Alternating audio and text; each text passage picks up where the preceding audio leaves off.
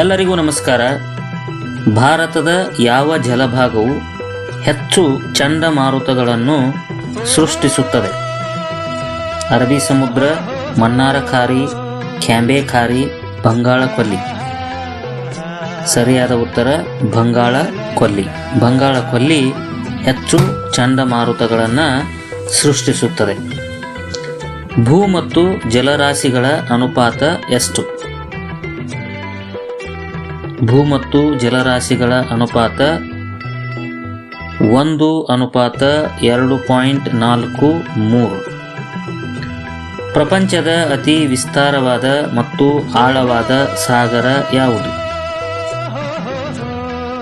ಸರಿಯಾದ ಉತ್ತರ ಪೆಸಿಫಿಕ್ ಸಾಗರ.